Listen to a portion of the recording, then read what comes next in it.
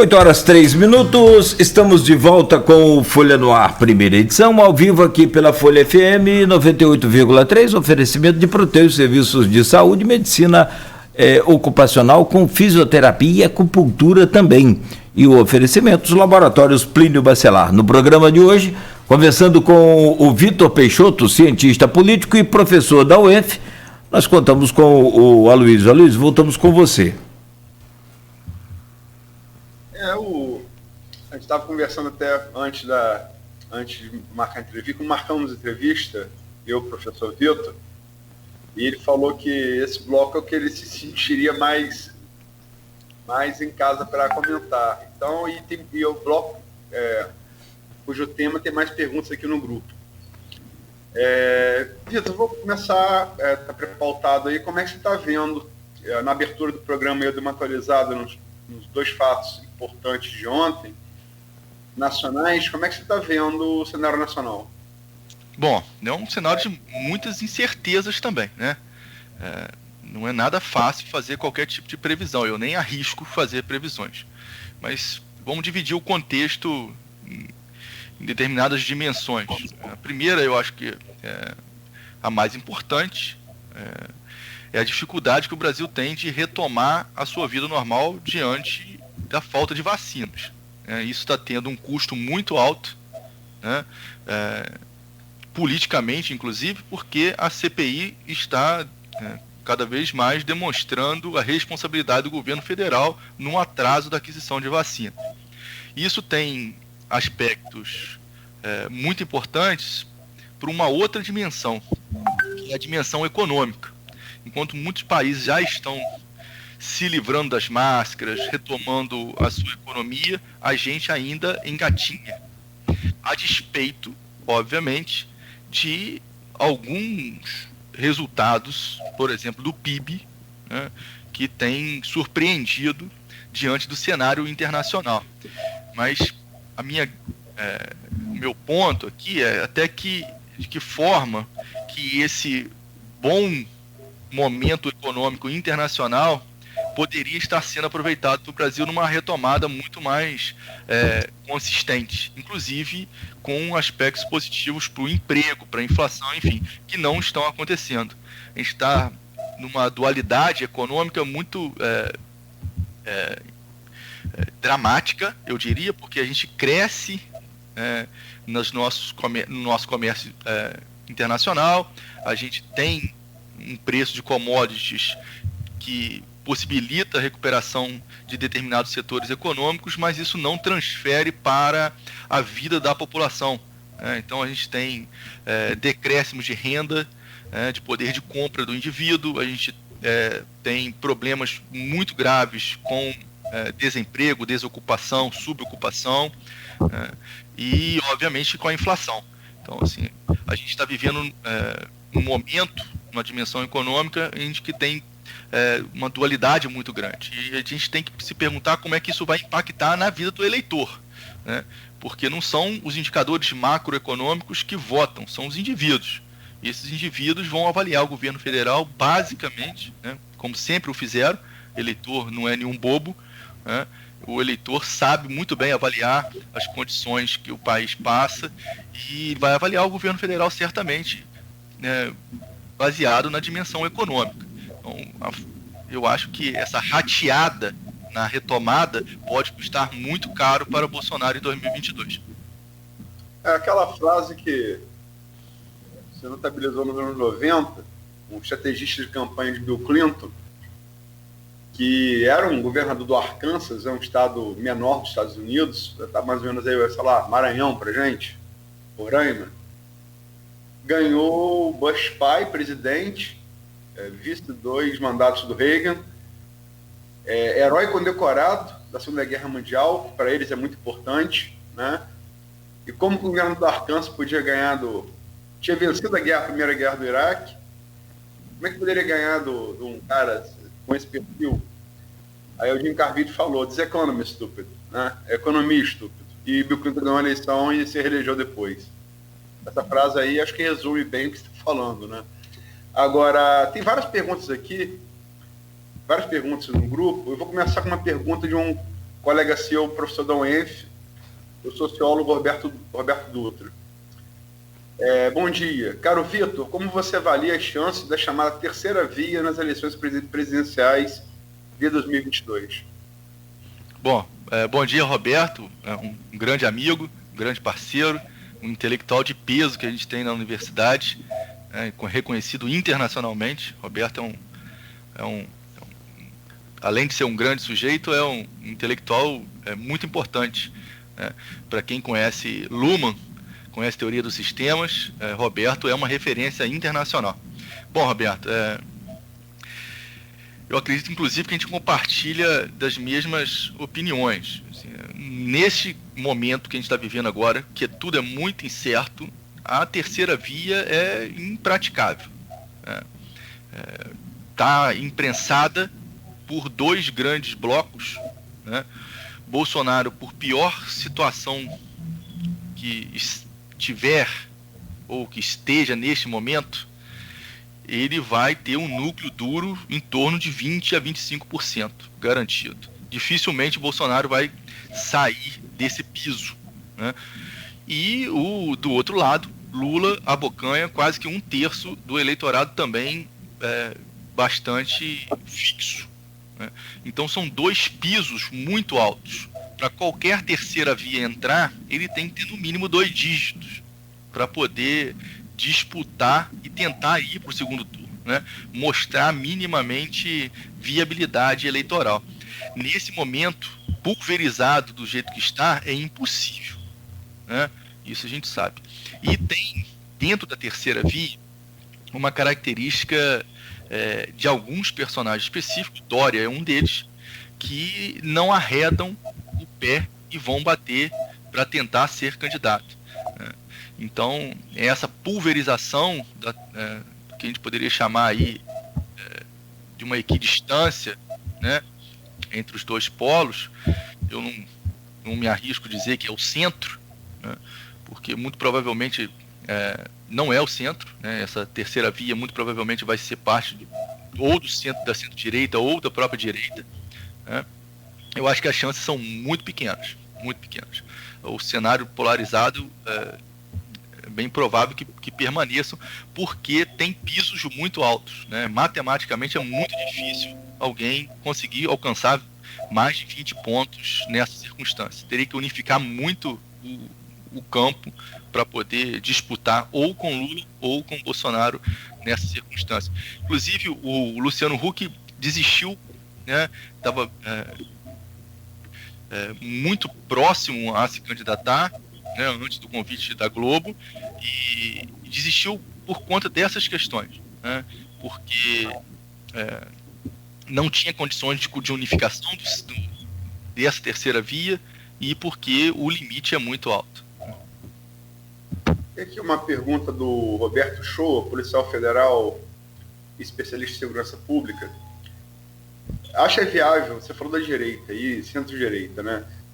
Ele faz uma pergunta, um polo um pouco mais para a esquerda. Acha viável uma candidatura como a de Ciro Gomes romper esse antagonismo que estão desenhando? Bom dia, o Shoa, um grande colega também. O Shoa, inclusive já nadamos juntos nas mesmas raias. O Shoa é uma grande pessoa. E um grande especialista em segurança pública também, né? O cara fez uma dissertação de mestrado extraordinária sobre armamentos, né? Intelectual importante do município também aqui. Um colega nosso da UENF também fez mestrado lá na sociologia política. Eu acho que o Ciro tem características individuais muito marcantes, assim como o Dória, né? E falta um partido ao Ciro, né, que lhe dê alguma confiabilidade, né? O Ciro navegou por diversos partidos, agora no PDT, né, que seria mais próximo de uma base sólida, ainda assim causa muita desconfiança, mas a sua própria figura dentro do interior do partido. O PDT perdeu muitas lideranças agora, né, com a saída de várias delas, já aderiram ao PT, inclusive, e à candidatura do Lula, né? E eu acho que o Ciro tem uma característica, assim como o Dória, pouco flexível, né? E ele parte de uma largada muito baixa, né? O Ciro teve 11% das intenções assim, dos votos das últimas eleições, e agora periga não ter, né, 10% nas pesquisas. Então, eu acho que é um desafio muito grande, muito grande. Tem aqui a pergunta do advogado e sociólogo Felipe Quintanilha, também feita no grupo. Grande professor Vitor, de quem sou um grande admirador. Tive o prazer de conhecê-lo na minha banca de mestrado e a honra de ter escrito um capítulo sobre accountability e transparência que em breve deve ser publicado. Gostaria de ouvir a sua opinião sobre a erosão do accountability marcante um governo de extrema-direita nos últimos anos, como ocorreu com Trump em comparação com Obama, e que agora ocorre com Bolsonaro, conforme vem sendo diagnosticado por vários estudos importantes. Principalmente encabeçados por Larry Diamond e os demais do Centro de Pesquisa de Stanford, no sentido de caracterizar o enfraquecimento da democracia a partir desta inflexão ultraliberal. Grande Felipe, escrevemos juntos, está para sair pela Adenauer agora, exatamente sobre essa relação entre governos e eleitores. Accountability é exatamente essa relação, né, essa responsabilização. Se a gente pudesse ter uma tradição mais próxima na língua portuguesa, é a capacidade que o sistema tem de responsabilizar os seus políticos. Vou dar um exemplo clássico aqui. A gente tem vários bons governos que passam situações econômicas externas muito ruins, e o inverso também ocorre, né? Você ter governos ruins com situações econômicas muito boas, e aí você não ter uma responsabilização do agente político em si, e sim da questão econômica. Então você pode ter bonança econômica e um governo ruim, e você reeleger esse governo ruim, por exemplo, né? Ou então o contrário, você tem um governo muito bom, muito responsável, mas numa catástrofe econômica, esse governo ser punido pelos seus eleitores, porque os eleitores não conseguiriam, enfim, responsabilizar os seus governantes por essas questões, né? E questões de regras institucionais favorecem ou dificultam essa responsabilização, né? Momentos como a gente está vivendo, dessa ascensão da ultradireita, é um grande problema, porque as instituições se enfraquecem, as instituições de controle ficam muito fragilizadas, e, obviamente, isso impõe obstáculos à responsabilização dos políticos. A gente está vendo no Brasil hoje, o Aloysio acabou de comentar no início do programa, a Procuradoria-Geral da República, como ela foi nomeada, como ela foi, enfim, como ela foi desmantelada por uma série de questões, né? E como que a Procuradoria faz falta para responsabilizar políticos de acordo com as situações e suas ações. Os ataques ao STF são prova disso, os ataques à imprensa. Então, todas as instituições de controle que sofrem ataques no momento de ultradireita, a gente perde capacidade, obviamente, de controlar os nossos representantes. Isso porque, na maioria das vezes, é muito difícil a gente fazer esse controle individualmente. Eu, Vitor, ou Cláudio, ou Aloysio, individualmente, fazer o controle dos nossos representantes. Saber quem é que está votando o que na Câmara de Vereadores, saber quem é que está votando o que na Assembleia Legislativa do Estado, como que o governador, o prefeito, o nosso senador, o presidente, são muitos cargos para um indivíduo, para o cidadão, sozinho, individualmente, realizar. Seria quase que impossível. Por isso que a gente precisa das instituições, a imprensa que noticia, a imprensa que investiga, o Ministério Público que atua, os tribunais de conta da União, do Estado, que são importantes nesse processo. Enfim, a gente precisa das instituições funcionando para que a gente tenha, como cidadão, capacidade, enfim, de obter informações e julgar os nossos representantes. Se as instituições não funcionam adequadamente, essa responsabilização, ou seja, essa accountability, ela fica prejudicada, né? Então, acho que o maior problema da ascensão da ultradireita, né, no Brasil e em parte do mundo, para a accountability, é exatamente os ataques que eles fazem às instituições de controle, a imprensa, os tribunais, enfim, todas as instituições que produzem informação e, obviamente, punição para esses representantes. Tem uma outra pergunta aqui também do grupo de WhatsApp e também de um outro companheiro seu, e aí foi inclusive reitor, né, da universidade, o Luiz Passoni. Ele diz aqui o seguinte, professor, são várias perguntas. Foi golpe? É um golpe em câmara lenta? Caminhamos para uma tomada do Capitólio, assim como aconteceu, né, nos Estados Unidos, com consequências imprevisíveis ou previsíveis? Grande Passoni, um grande companheiro da universidade, ser humano fantástico. Figura. Bom, é uma pergunta muito difícil, né? Eu vou dar a minha interpretação, né, do processo que eu acredito que está ainda em curso, né?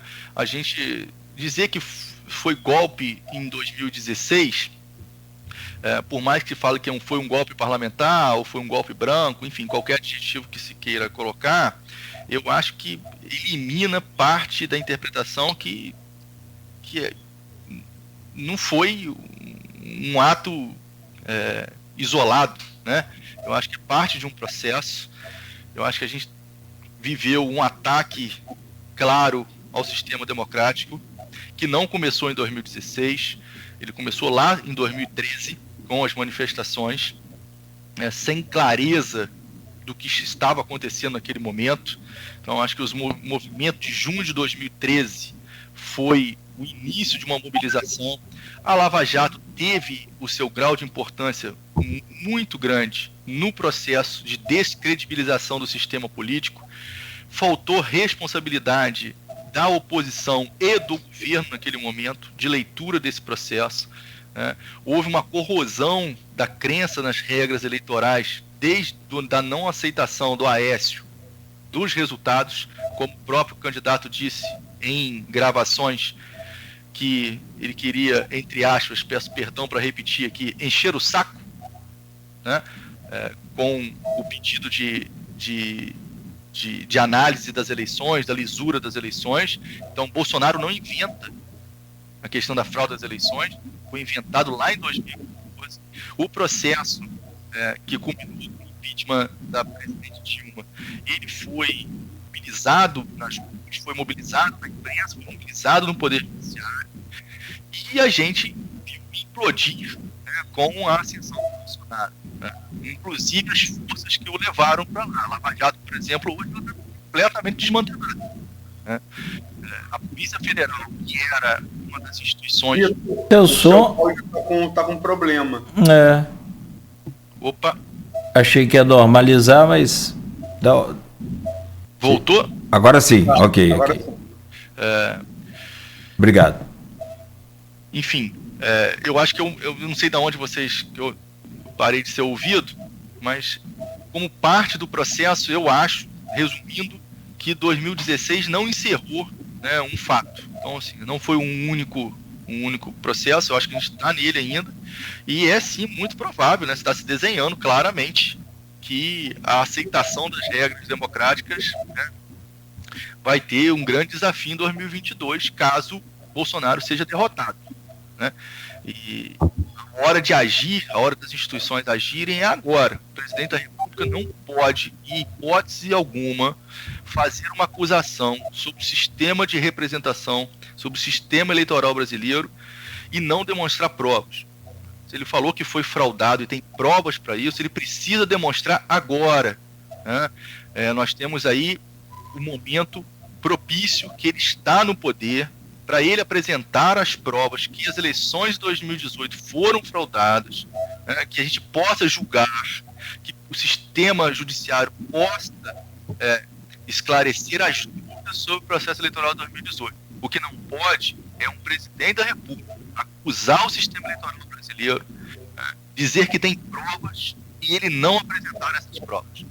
E isso é mais do que prevaricação, né? Isso é antirrepublicano, isso é antidemocrático. Então, quem acusa... Tá de novo aí dando esse... Verdade, não tá... Vê lá. Não. Voltou não. Alô, voltou? Sim. Agora... sim. Quem acusa, dizendo que tem provas contra o sistema eleitoral, ele precisa demonstrar essas provas, né? Então isso já foi dito, né, em vários momentos, já foi reafirmado em vários momentos, e até agora nenhuma prova foi apresentada. Nós precisamos que essas provas sejam apresentadas o quanto antes, né, para que não se coloque depois de 2022. A Sônia acabou de nos lembrar. Ô, professor, eu vou pedir licença aí ao Aloysio também, aos ouvintes. Eu não sei se o senhor consegue fazer sem a utilização desse fone e desse sistema aí, de repente pode ser... Posso sugerir uma coisa? Vamos continuar com a pauta. Sim. E vamos fazer um intervalo agora para resolver o problema do áudio. Perfeito, também, ótimo. Bom, são 8 horas e 24 minutos, então a gente antecipa o intervalo, conforme já anunciado pelo Aloysio, e a gente volta nessa pauta que é, né, importantíssima, e já estamos, como um Brasil altamente politizado, vivendo mais uma vez as eleições antecipadas, né? A política nacional e a projeção aí para 2022, vamos chegar ao governo do estado e tudo mais. Você continue ligado aqui na Folha FM, que tem o oferecimento dos laboratórios Plínio Bacelar e Proteus Serviços de Saúde e Medicina Ocupacional, também com exames toxicológicos.